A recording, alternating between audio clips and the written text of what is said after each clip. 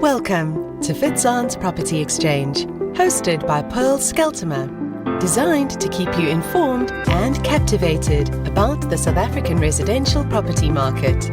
Subscribe to our channel today and enjoy conversations with some of the most influential, innovative, and interesting industry experts, stakeholders, and scheme executives as they render input in today's property market. Hi, good day. I'm Pearl Skeltimer, the CEO of Fitzon Estates, and again, so welcome to our property exchange. Yep, we are talking about a very contentious subject being load shedding, which has become almost daily in South Africa due to power crisis. It has significantly disrupted everyone's lives. Countless business hours have been lost. Productivity across all sectors has been impacted. Time is wasted. Frustrations are at an all-time high due to traffic backlogs brought on by broken traffic lights, and families are unable to cook or take a hot shower. These and countless other issues are affecting both the consumer and the private sector. But what's worse is the potential impact that these power outages could have on the security of your home or place of business. It is logical to expect South Africa's large criminal element to begin targeting areas that do not have power. Therefore, it is up to each and every one of us to ensure that our backup systems are in place, whether it is for an alarm system or an electric gate or a fence. So today I'm speaking to Johan de Bruin, who has over 19 years of experience in the security industry, ranging from guarding, armed response, high-risk security, and armed escorts of high-value goods. He also has expertise in close protection services and investigations into armed robberies. Alongside this, Johan built up his expertise in suspect surveillance, suspect tracing, and asset tracking. For his years in the security industry, Johan has gained a vast understanding of security techniques and technologies available that include, but are not limited to, CCTV, alarm system, access control system. He has training in numerous security systems and understands both the value and limitations of a full spectrum of tech products used in the security industry. Johan is now the head of operations at Mzuza Security Services. Welcome, Johan. Would you like to tell us a little bit more about Mzuza? Thank you for the opportunity, Paul. Yes, Mzuza Security is a security company based in Johannesburg. We specialize mainly in guarding and security installations of all kinds and all sorts, ranging from alarm systems, CCTV systems, access control systems, and the list goes on. It's all basic security installations. We do offsite security surveillance, or offsite monitoring as it's commonly known. And that is the future. I think the future of any security industry is going to be more towards the technology side. There will always be a need for guarding, but we are focusing in expanding our technology department. Awesome. So let's hear what you have to say. The vast majority of security solutions obviously rely on electricity, whether it is surveillance cameras, electrical fences, or automated gates. While most have some form of backup battery that kicks in when electricity is cut, constant power failures can quickly reduce a battery's lifespan, I've heard. What options do trustees or scheme executives have to prolong the battery's life? Well, that's a good question. And there's two answers. One, the systems are designed with lead acid batteries. And the only way to preserve that battery life, or to extend the battery life, or just to maintain the expected battery life of the manufacturer, is to keep the battery charged at 50% or more.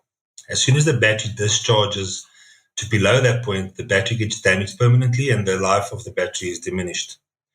But with the current load shedding and power outages we experience in South Africa, it's extremely difficult for those batteries to cope.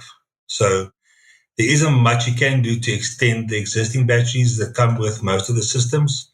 except for not discharging it below 50%. But then you have the dilemma of power outages with load shedding. Can I just interrupt you here? Yeah. You say that it must be charged not below 50%. Where does one see what percentage battery is left?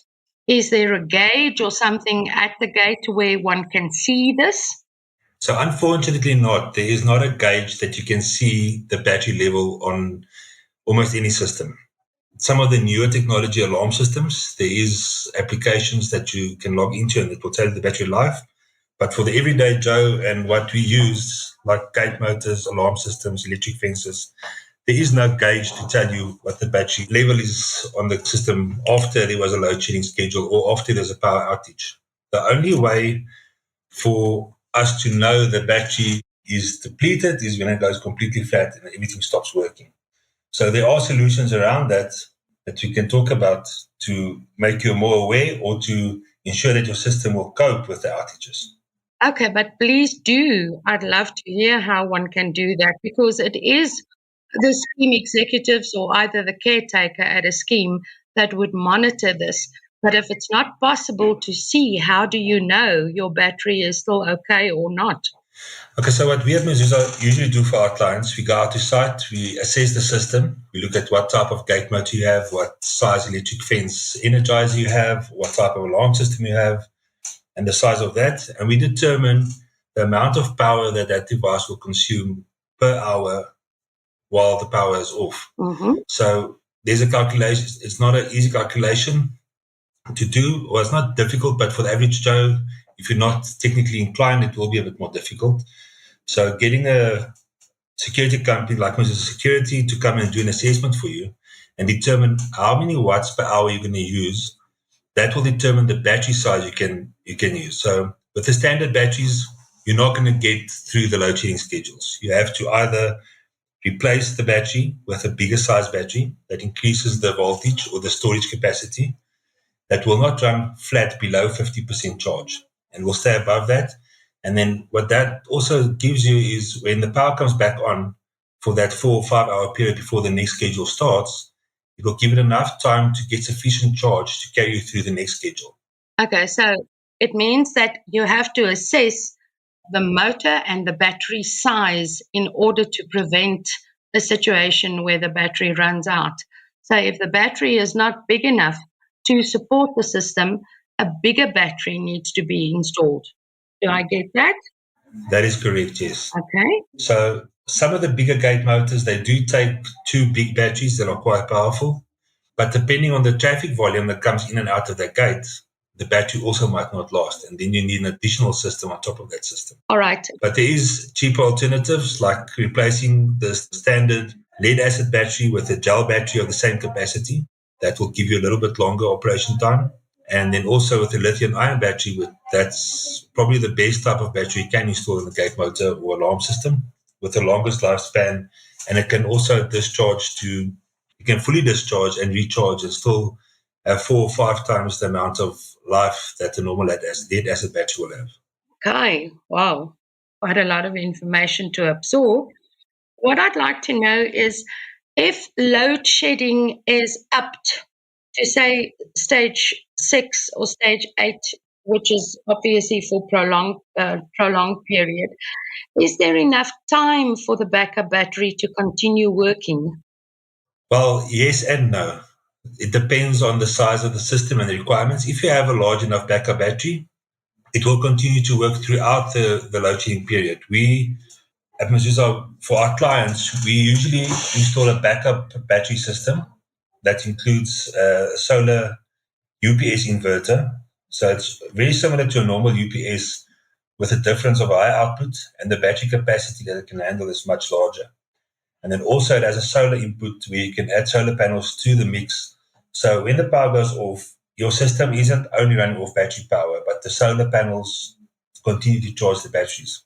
When we do the systems and we install these systems for our clients, we don't just cater for the power consumption that is required to get the client through that load shedding schedule, like the 6 hours or may even be 8 hours. So double or sometimes more than double the capacity so that the batteries do not drain below a 60% even though gel batteries can discharge to about 75% and retain normal lifespan or operation without damaging the battery, we increase the power storage capacity of the batteries so that they will go through 2 or 3 load shedding schedules without the batteries running flat, and giving the system enough time when the power does go back on for the 4 hours or 4.5 hours, like we saw in stage 6, so the batteries can recharge again and be ready for the next cycle. And if you add a solar panel to the mix, if you had no external power, your batteries could fully recharge in as little as 6 hours with one solar panel. So if you add 2 solar panels, it won't halve the time, but it'll make it much quicker as well. All right. Okay, that makes sense.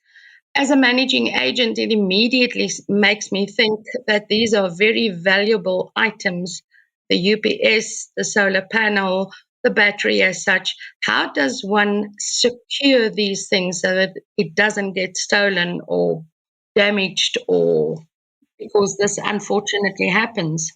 Living in a country where the crime is relatively high and there's always a possibility of your batteries or your infrastructure getting stolen or targeted by thieves and criminals, we have measures of security depending on the client requirements, depending if they have a safe lockup environment for the equipment.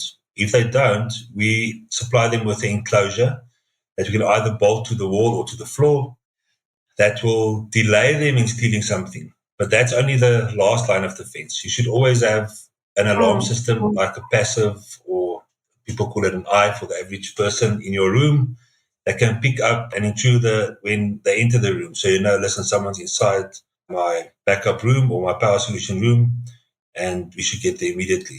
There's multiple other layers. We usually recommend a three-layered approach or layered approach to our clients in protecting assets, and that is the perimeter. First is electric fence or an alarm system. Secondly will be off-site monitoring or camera monitoring the device. A camera just looking at something recording is a reactive solution. You only see what happened after the event. But off-site monitoring solution or live monitoring solution is alert-based. We use a camera that has got smart technology or software that's got smart technology. And as soon as someone enters the room, we have set up rules for that camera. It works very similar to an alarm, but it's got much more functionality. And that system will then send us an alert with an image coming up on the screen, and we can see who's entering that room or that building. What are they trying to do there? Is it a threat to the system or not? And we will act accordingly. So it should never just be one system looking after your equipment. I mean, you pay a lot of money for your equipment, and to secure it will be far cheaper than to replace everything. I think sometimes people, I understand. they skimp on security because it's a grudge purchase. No one wants to pay for security, but unfortunately we have to. Yeah. And you have to protect your investment, especially with expensive equipment. Yeah. You have to have some type of plan to ensure that it's not going to get taken. You don't have to fork out all that money to replace your systems. All right, I'm sketching a scenario for you. We have managing a scheme in the Linwood area consisting of 60 units. In other words, at least 120 cars either coming in or out on a daily basis. And they find that the battery is not lasting. Your solution to that is to increase the battery capacity and to back up that with additional UPS and perhaps solar panel. What would the estimated cost be? I know it's rather difficult not being able to assess the situation, but just a rounded figure, what would a body corporate or a homeowners association be looking at once they want to upgrade to secure a working system whilst we have this power outages? Well, Paul, the scenario you sketched is quite a lot of vehicles going in and out. It's quite a large system. I would also just mention that there are limitations to the UPS solar inverter systems. There are more robust, bigger solar systems that work off battery power and that also charge through the sun, which they are much more expensive than the average system that we recommend for our clients. It could range anywhere in the price range from about 30,000 Rand to 200,000 Rand, all depending on the amount of gate motors, booms, whatever you need to install. In saying that, we install similar systems on a smaller scale, that we do have some residential complexes and estates that we install these systems into. They don't have that amount of traffic volume, but the systems we install there run in the range of about 20,000 Rand. And they last throughout the load shedding schedule. We have gates on there, access control system, as well as a CCTV system also. Okay, that sounds more reasonable. So it's very dependent on the size of the property and the amount of gates and booms and the systems running on it. So it's very difficult to give a direct cost, what it could cost. But if you're saying 120 vehicles, I don't know how many gates there are. There's a lot of variables. But the best would be to get a security company like Mrs. Security to come out and do an assessment for you and give you a proper costing on what it would cost you and what would be the most cost effective. Okay, Mezuzah's security systems, would they be willing to come out to a meeting to explain to the residents how a system works, or would they purely provide a quotation after the assessment done? No, we will definitely come out to a meeting to explain how the system works. We will explain the benefits and the disadvantages of the system. There's no system that is 100% foolproof. Correct. But you have to go with a system that's going to give you the most reward for the least amount of cost. Because there are systems that are very robust and it's almost foolproof, but the cost of that is very, very high. That's understandable. Okay. Some schemes have access control, which are impacted, creating security and safety dilemmas for a business. How can scheme executives ensure residents are not either locked in or out during load shedding?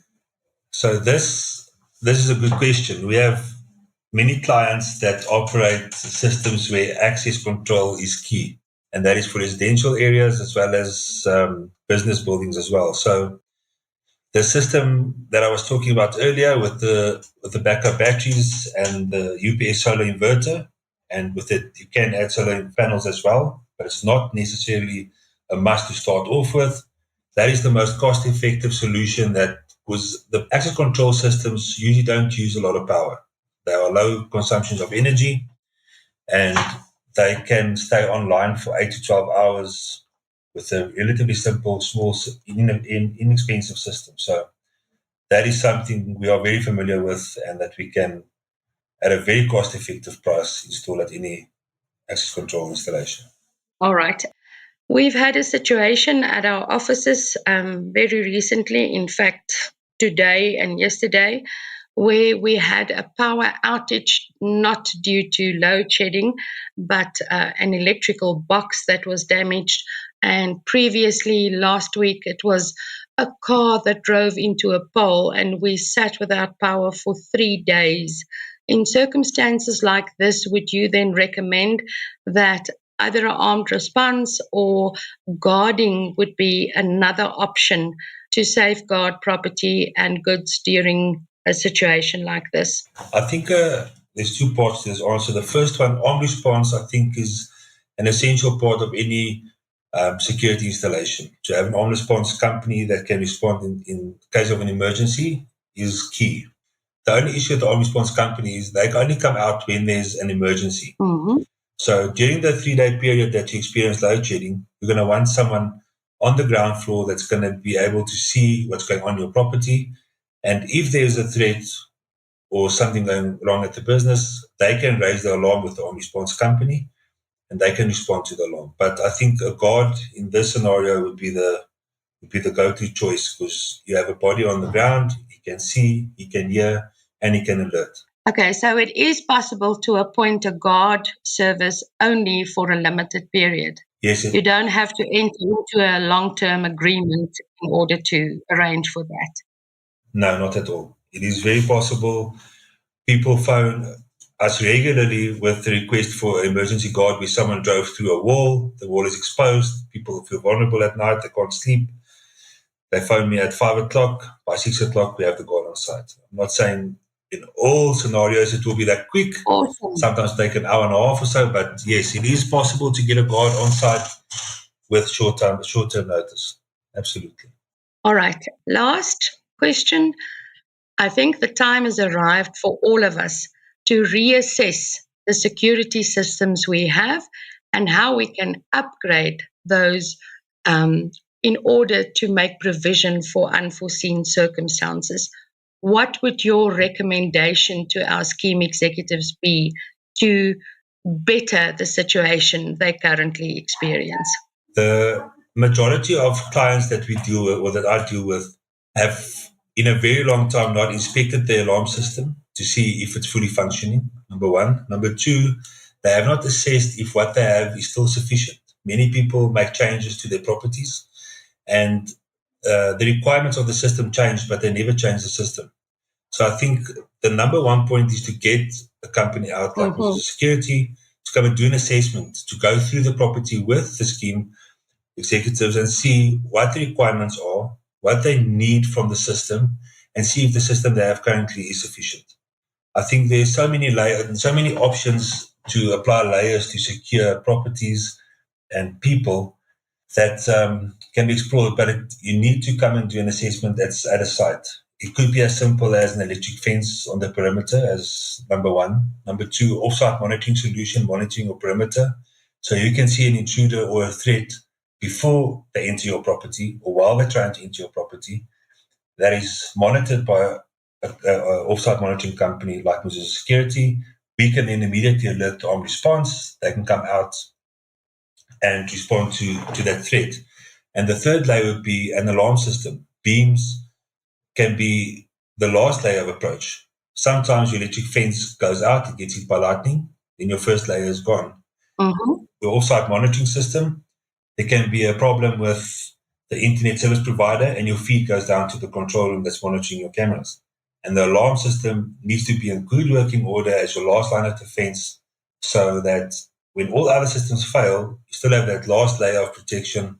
So when an intruder comes in, alarm goes off and armed response can come out. So a layered approach can be simple as that, but there's many other layers that can be applied, but you need to do a proper assessment of each property as the requirements will differ for each one. Okay, can I ask a question? I said the previous one was the last one, but depending on your response, it obviously creates a need for another question. Is there any cost involved in doing such an assessment? At Mozilla Security, we do not charge the client to do an assessment. We do assessment free of charge. We work with the client. The only cost will be on the day we start doing an installation. Obviously, someone has to pay for the equipment. Of course. Johan, that was very, very interesting. And I think it is an eye-opener and perhaps an alert for all of us to reassess what we have and how it can be improved. Thank you so much for your contribution. Would you please tell us how we can get hold of you or Mozilla Security Services? Thank you so much for the opportunity, Paul. It was a pleasure to speak with you. People can get in touch with Mozilla Security by dialing 011-440-0630, or they can email us at feelsafe@mozuzasecurity.co.za, or they can even email me directly. It's Johan, Johan, @mozuzasecurity.co.za. How do I spell that, Mezuzah? It's MEZUZAH security.co.za. Thank you so much. You're welcome. Once again, ladies and gentlemen, I hope you found this quite interesting, and please make use of the opportunity to assess whatever you have in order to prevent a situation that we could all have avoided. If not, we will talk again soon. Thank you. This was Fitzon's Property Exchange, hosted by Pearl Skeltimer. Not only do we keep you informed on the very latest in the property industry, we also empower by expanding your knowledge base. Make sure to visit www.fitzon.co.za to find out more about sectional title scheme management, letting, sales, and trustee training. Remember to subscribe to our channel and follow us on all our social platforms.